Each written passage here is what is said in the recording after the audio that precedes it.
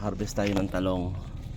Ito naman yung ating pamimigay. Yung mga ganito guys, yung mga ganyan inaano ko na rin, na-harvest ko na rin kasi mas ano para masarap. Ayan, pwede na to. Yan, mabilis ang umano ngayon yung talong, mabilis lumaki bunga kasi ano po, mahamog sa umaga. Saan pa? Ito pa. Ito naman po ipinamimigay lang din po natin sa mga kapitbahay para hindi na sila at paano makatulong tayo sa maliit na pamamaraan lang.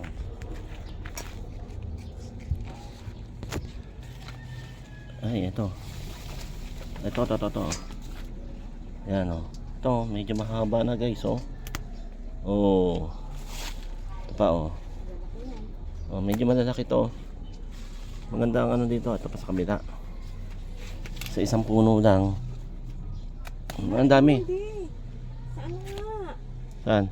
Ayan, ang dami. Ano yun? Saging? Yung tilas. May tilas din sa saging. Sige, may anuhin natin. Gagamutin natin yan. Ito. Dito nga nadaling si nanay. Sa may saging. Sa saging. Nagkukumpulan yung mga bunga dito.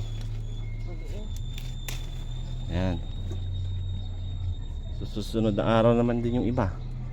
Dito din sa kabila. Diba sa kabila? Ito. Medyo okay na to.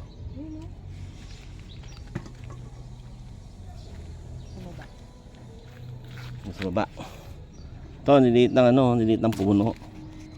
Pero yung bunga nila malaki na rin. Ito, pwede na to.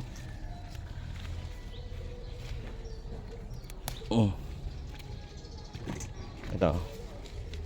Pwede na rin to. See? Doon sa kabila. Kabila naman tayo.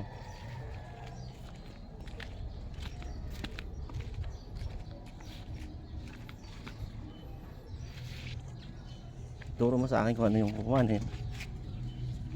No? Yan. Ayun. May dumadaang pusa. Makikipaglaro. Parang makikipaglaro. Yan. Pakita mo. Alright. Dami. Oo, dami na rin Ito, pwede na to.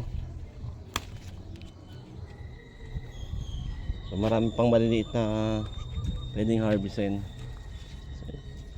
Ito, pwede na rin to. Ba, ayaw magpakuha.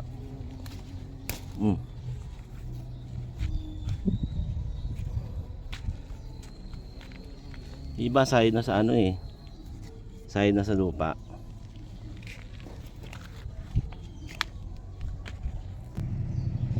Ayun. Okay na siguro yun. Dami na rin. So bukas man yung iba.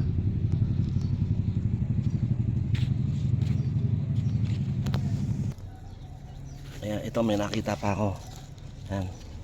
Laki pa to. Ito. Medyo na to pagwalang na rin to Ito. Itong isa pwede na to. Medyo magulang na rin to. Maliit nga lang talaga. Okay. So ito pa. Maliit pero magulang na rin.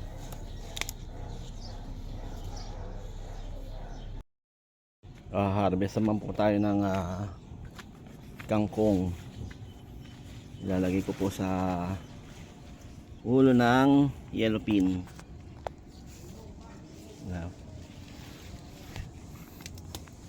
Bumili po ako ng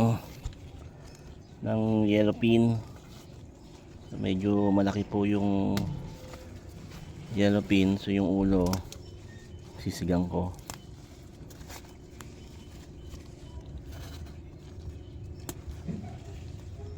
Ayan. Dito naman po, basta doon sa kabila. Yung dito naghalo-halo na po yung ano, yung talbos ng kamote tsaka ng kangkong. So tataba na po ng kangkong ngayon. Kasi nga po nag-uulan. Ayan, ang sarap nitong kangkong na to. Chinese kangkong. So nalapad. So kahalagahan po na may pananim. Hindi na tayo bibili sa palengke. Harvest na lang. Ganito pa naman panahon ng gusto ng kangkong, yung lagi po nag-uulan. Akala ko nga po ano to parang patay na siya nung tag-init. Hindi talaga siya nagbigay ng talbos, hindi na siya nagtatalbos. Ngayon pong tag-ulan, bumalik na naman po. Ang ganda ng tubo ngayon ng kangkong, tsaka po ng talbos ng kamote. Yan.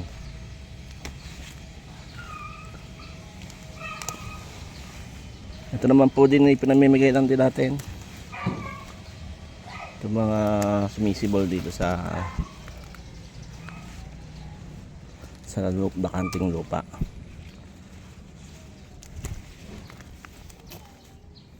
Yan. Pwede na siguro to, pero sayang din yung iba.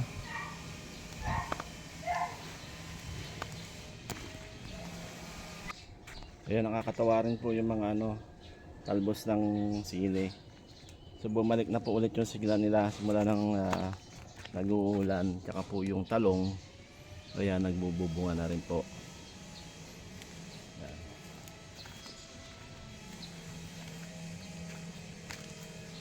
Bumabalik na rin po yung sigla ng mga talong. Ayan din po yung pinamimigay lang din po natin sa mga kapitbahay.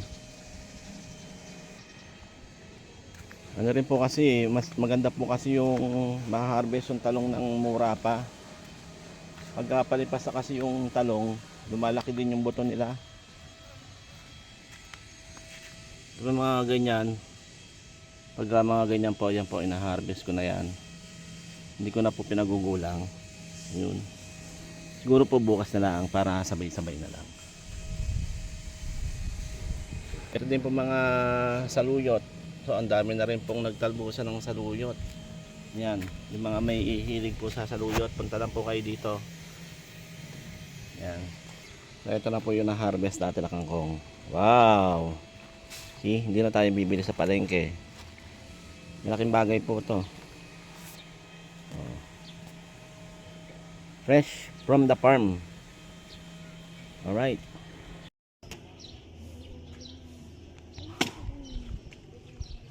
Mahaba-haba ito, saan babagtak doon? Kaya umalis ako eh.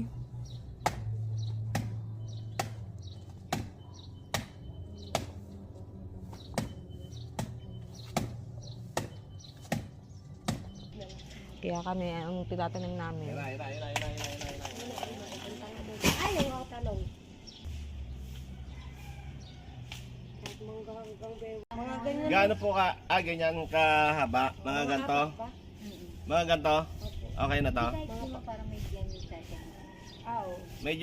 Medyo hanggang dito? Baba lang po para yung hindi lang umano ng po. Ayan. Ano ba? Mga ganto lang? Mga ganyan. Opo, yan. Ito natin. Pero maganda rin yung Ayan, mga ganyan ganito. maliliit na Kasi sanga. babaon pa yan eh. Maganda rin yung Ano? maliliit ang sanga. Ayan. Yung maliliit na lang yun sa gitna. Wala na naman binibigay mo sa akin eh. Luga mo naman eh.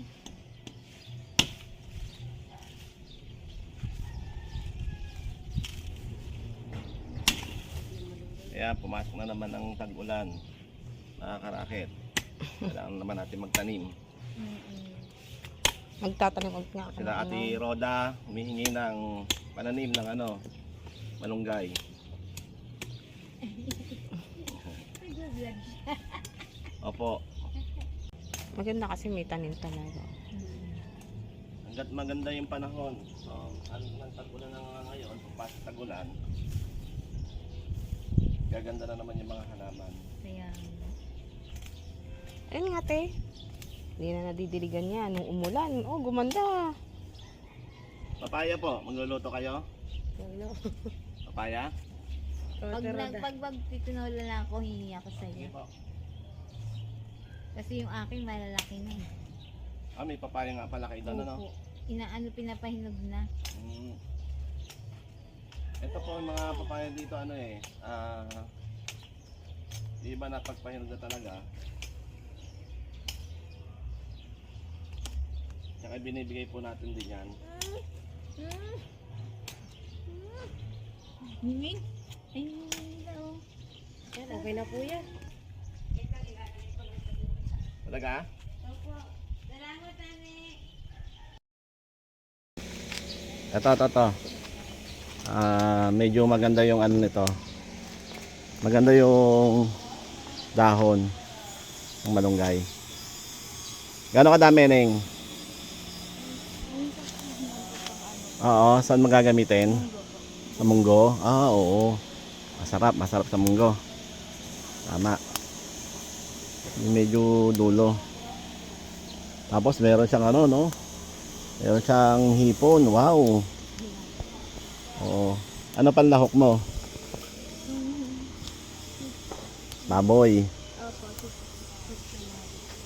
Ayan, okay na yan? Ha? Sige. Okay na yan?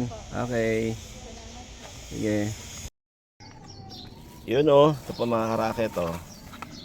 Yun yung mga na-harvest. So, i-add po natin. I-divide natin sa 3 para ibigay po natin sa mga kapitbahay. Yung iba pa nabigyan na nung isang araw, no? So, iba naman na hindi pa nabibigyan. Yun naman ang bibigyan natin. Ay, wow, talong. Oy, Dito ba yan? So much for oo. Thank you po. Okay. Thank you so much, kuya. sige. Ay.